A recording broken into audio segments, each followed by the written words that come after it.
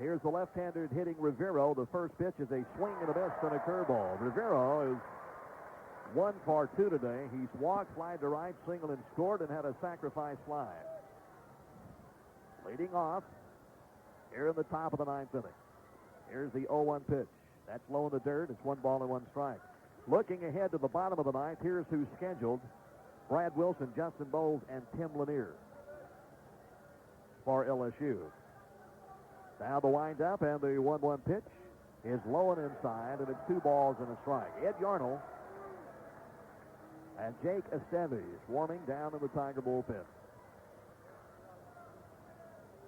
Coogan into the windup, and here comes the 2-1 pitch. Swung on, hit the center field. Kerner should have no problem. Well, the ball is carrying pretty good, but Kerner chased it down and made the catch. I think Mike got a little bit of the wrong angle on it to begin with, and then had to go back a little bit, but really had no problems with it, and there's 1 gone. It's so difficult for outfielders here in Omaha because of those shifting winds. Now the wind is blowing in from center field, and Chad Cooley talked about it after the Florida game. He said, boy, it's difficult sometimes to judge fly balls because of that wind. Now here's DeSalle, who is 2 for 3. Pair of singles, sacrifice fly. He grounded to second. Left-handed batter steps up with 1 out and nobody on. Coogan into the windup, delivers. Swing and a miss and a very good curveball. And the count is 0-1 to the left-handed hitting DeSalle. 7 runs on 12 hits and 2 errors for Miami. 7 runs on 13 hits and 2 errors for LSU. Here's the 0-1 pitch. Low and away, and it's 1 ball and 1 strike.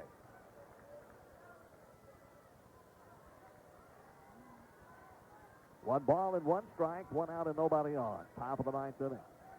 Coogan winds and delivers. Swung on and grounded foul. That will roll down into the first base dugout, out of play. And Coogan is ahead in the count, 1-2 to DeSalle with Marcinsic on deck.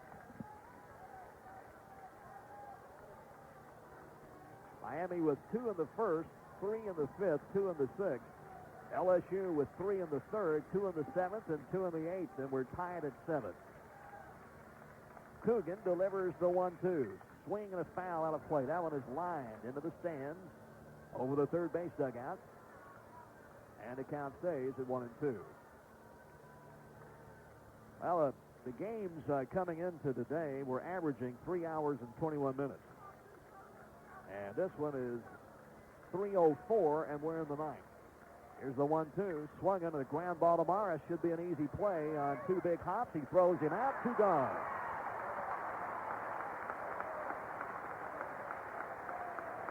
Two outs, and here is Marcinsic, who is 1 for 4. He's fanned in the first, was called out on strikes in the 4th, singled and scored in the 5th, and flied out to center to open the 7th. Right-handed batter with 2 outs and nobody on.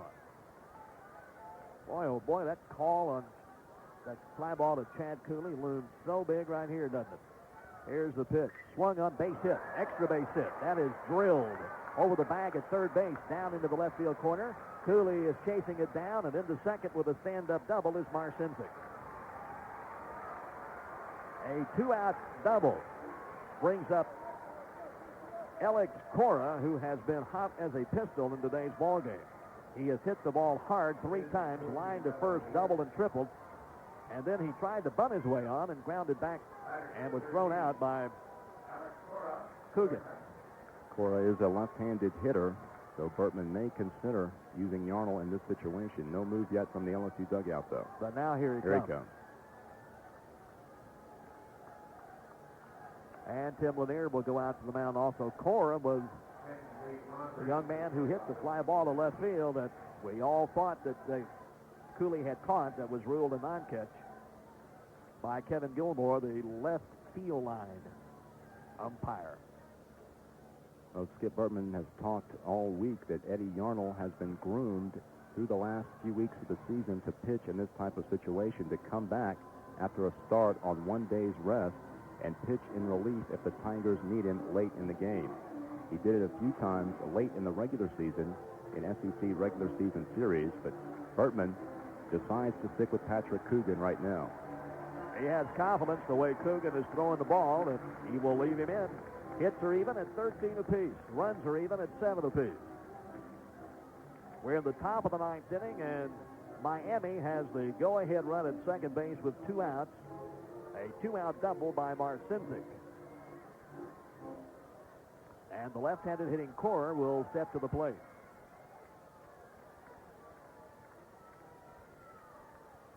You think, well, with first base open, you put him on, but you got Sargisi behind him, and he has 2 hits already today. Here's the stretch of the pitch. Fastball strike. Cora taking all the way. And it is 0-1. And Sargisi is also a left-handed hitter. No balls and a strike. 2 outs, a runner at second base. Here's the stretch by Coogan. And the pitch to the plate is a line drive base hit into left field. And Cooley is going to come up with it. Here comes the throw, and it's not going to be in time, and Cora has come through with his 3rd base hit of the ballgame. After 2 are out, a double and a single, and Cora moves up to second base on the line drive single to left field. And a young man for Miami has really stepped up in this ballgame. He was a .297 hitter and had the lowest batting average of any of the 9 batters in the starting lineup for Miami. But a double and a triple and a single, and Miami has taken the lead in the top of the 9th inning.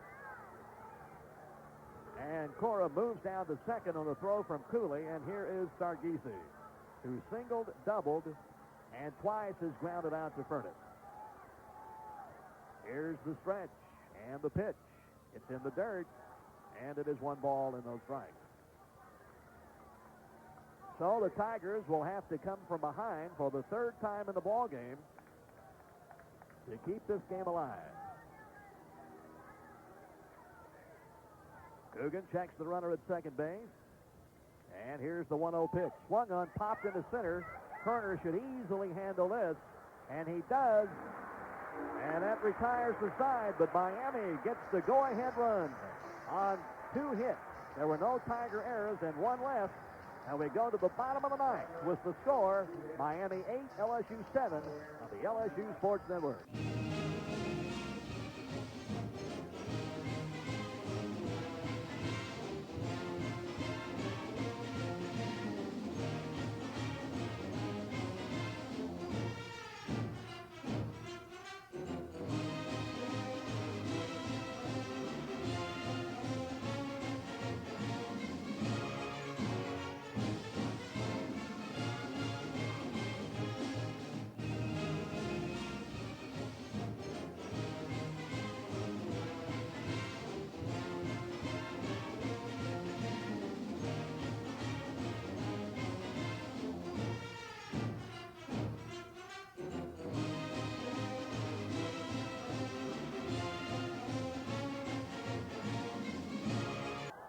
What a ball game this has been. We knew it would be a good one.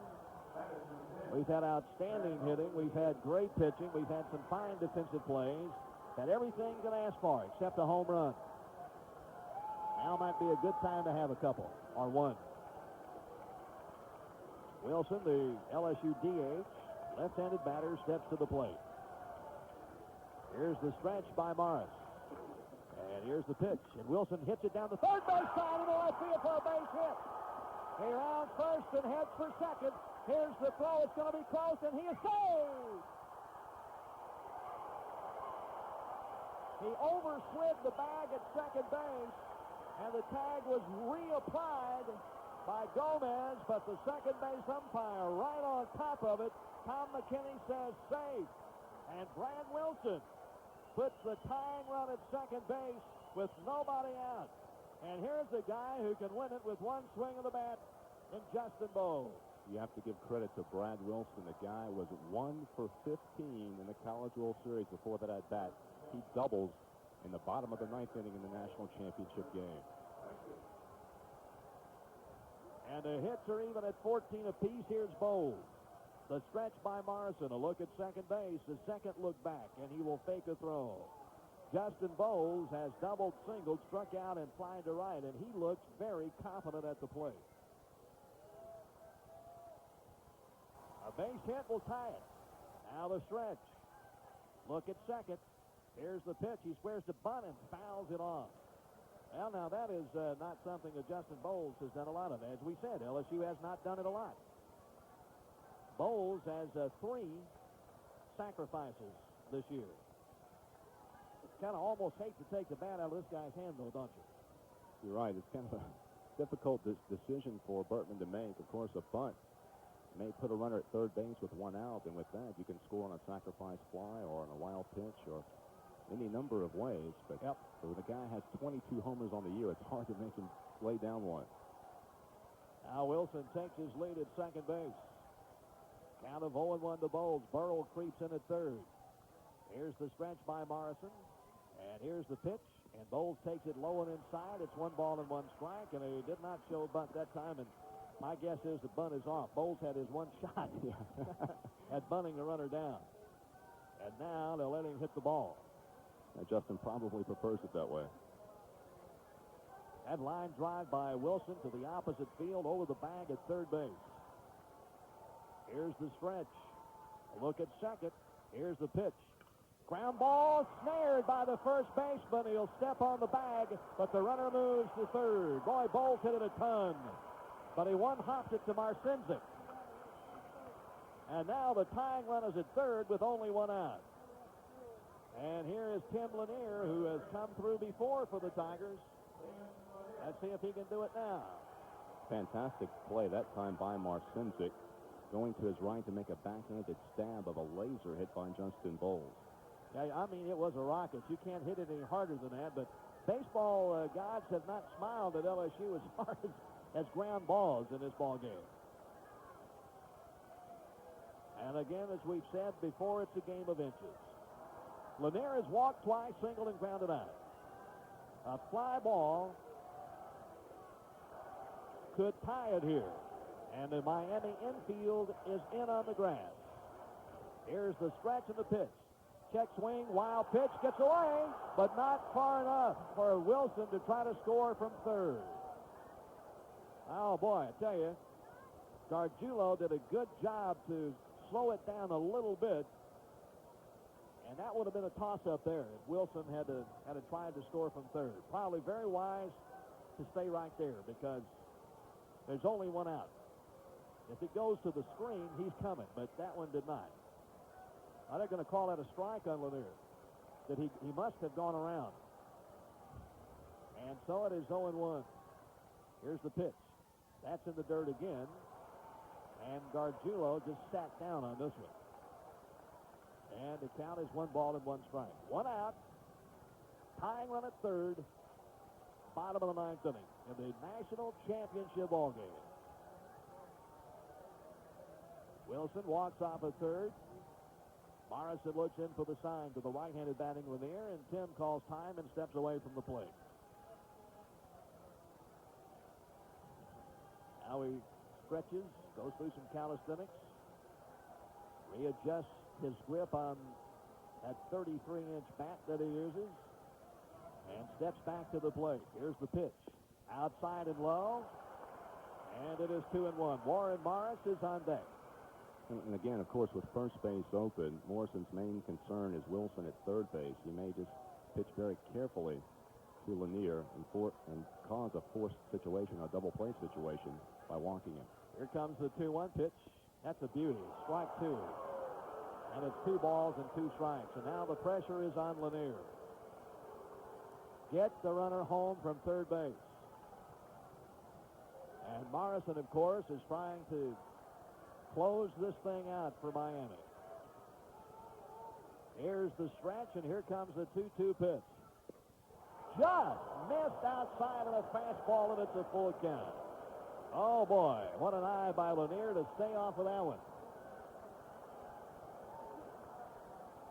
And so it is a full count. Boy, Gargiulo did a good job of trying to frame that for the home plate umpire, Scott Graham. Now Morrison has the sign. Here's the payoff pitch to Lanier. Struck him out, and there's 2 gone. Lanier fanned on a fastball, and it is up to Warren Morris to keep LSU's chances alive. Well, the Tigers got a leadoff double by Wilson, but Bowles and Lanier have not been able to get the run in. And it's up to Morris, who has doubled, singled, got on a fielder's choice, scored 3 runs, and struck out. Now it'll take a base hit, an error, a wild pitch, or something. The stretch by Morris and the pitch. Swung on and hit to right field. That's way back there. Way back there. Home run! Tigers win! Tigers win! Warren Morris! It's a 2-run home run! And the Tigers in the national champ! I don't believe it! His first home run of the year! Holy cow! Oh, my!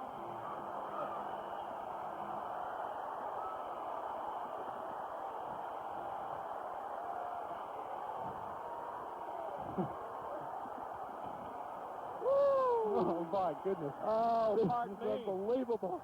I do not believe it. Oh, what a story. Good What Lord. a story. You couldn't have written it in Hollywood. This is unbelievable. That is the first home run for Warren Morris. A 2-out, 2-run home run in the bottom of the 9th inning.